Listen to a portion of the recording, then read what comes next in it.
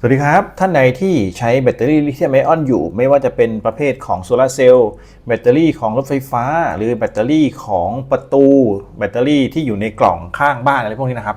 คิดว่ามีโอกาสที่จะไฟไหม้ได้เวลาที่เขาชาร์จกระแสสูงๆนะครับตอนชาร์จเนี่ยอันตรายมากแนะนำว่ามีตัวดับเพลิงอัตโนมัติไว้หน่อยก็ดีนะครับตัวนี้เขาเพิ่งวางขายนะผมเห็นราคาไม่แพงนะครับก็ถือว่าเอามาใช้ที่บ้านตัวนี้ก็สามารถที่จะสั่งมาได้หลายๆแบบเลยนะครับตัวนี้เป็นตัวที่เอาไว้แปะในตู้นะครับใช้งานได้ง่ายๆคือเขาจะเซ็นเซอร์อุณหภูมิถ้าอุณหภูมิบริเวณเนี้ยที่เขาสัมผัสเนี่ยสูงกว่า190องศาเขาก็จะปล่อยควันสีขาวออกมาดับไฟนะครับบริเวณตรงนี้จะมีช่องปล่อยควันออกมาเป็นสารดับเพลิงชนิดหนึ่งที่เขานิยมใช้กันตามถังนี่แหละก็จะปล่อยออกมาจากความร้อนที่ตรงเนี้ยเซ็นเซอร์เข้าไปข้างในนะครับผมก็ถือโอกาสเอามาใช้ที่บ้านนะครับก็จะเอามารีวิวให้ชมด้วยสั่งมาหลายแบบเลยก็จะมีตัวใหญ่ตัวเล็กตัวนี้เป็นตัวใหญ่นะครับไซส์ใหญ่ก็จะแพงขึ้นมาหน่อยถือว่าราคาไม่แพงนะคุ้มค่าแน่นอนกับการซื้อเอามาใช้ที่บ้านเพื่อป้องกันอุบัติเหตุอะไรพวกนี้นะครับกรณีที่คุณมีโซลาร์เซลล์เนี่ยจำเป็นมากเลยผมไม่แน่ใจว่าคนที่เขาติดเนี่ยเขาระวังไฟให้ด้วยหรือเปล่าคุณก็ลองเช็คดูนะแล้วก็สั่งตัวนี้มาใช้งานนะครับอย่างตัวนี้มาพร้อมกับสายที่ค่อนข้างยาวเซ็นเซอร์จะอยู่ตรงปลายนะครับเซ็นเซอร์ตรงนี้รับความร้อนนะแล้วก็ตรงนี้กรณีที่คุณต้องการเอาไว้ในตู้แหลกแล้วบริเวณที่มีโอกาสไหม้อยู่ไกลอย่างเช่นบริเวณที่มีโอกาสที่จะไหม้ได้แบตเตอรี่วางอยู่ด้านล่างแล้วคุณต้องการติดตรงนี้ไว้ด้านบนนะครับคุณก็สามารถสั่งซื้อแบบนี้มาใช้งานได้นะครับแล้วก็จะมีแบบเอาไว้ในตู้นะตรงนี้จะเป็นตู้ไฟฟ้าตู้ดินเร็วนะครับตัวนี้ก็กินไป1ช่องนะครับมีสลักล็อกอยู่ด้านหลังกรณีที่คุณต้องการเอาไว้ในตู้เบรกเกอร์คุณก็ซื้อแบบนี้มาใช้งานนะครับส่วนกรณีที่ต้องการเอาไว้ในกล่องแบตเตอรี่ตัวนี้ก็น่าจะเหมาะครับกล่องที่เอาไว้ใส่แบตเตอรี่เนี่ยจะบางๆเล็กๆแบบนี้คุณก็เอามาแล้วก็แปะเข้ากับแบตเตอรี่หรือแปะเข้ากับ BMS นะครับตัวนี้จะพ่นควันออกมาด้านบนกับด้านล่าง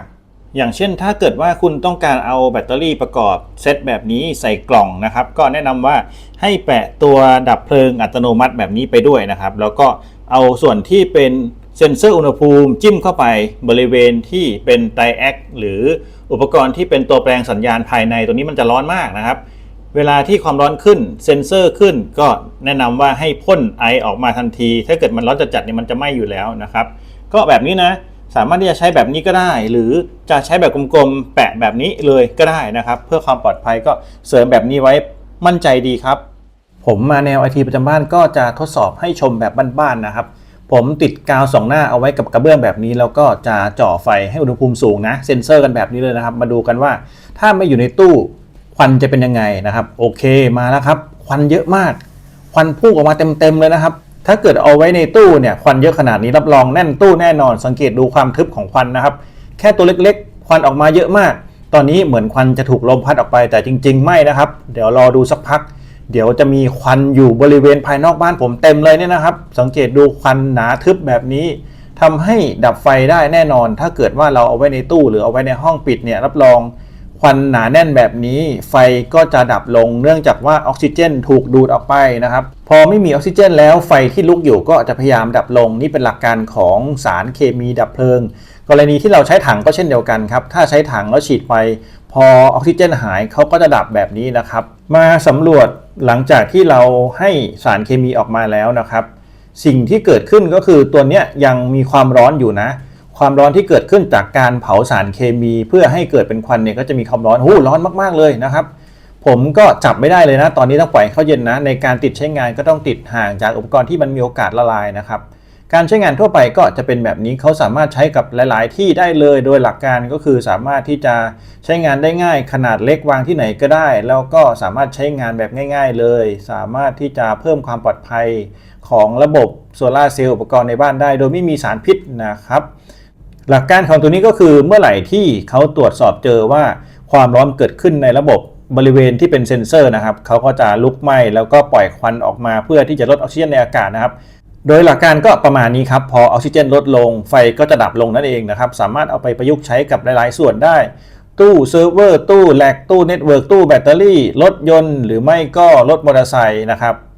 สามารถที่จะเอาไปใช้กรณีฉุกเฉินได้สบายๆตัวนี้ออกแบบมาโดยเฉพาะให้สามารถใช้งานได้สะดวกนะครับ ลองสังเกตจากการใช้งานจริงนะครับถ้าเราเอาไว้ในตู้เนี่ยรับรองว่าควันที่ออกมาหนาแน่นแน่นอนก็จะทำให้ออกซิเจนหายหมดหลังจากนั้นไฟก็จะดับนะครับตอนนี้ก็เริ่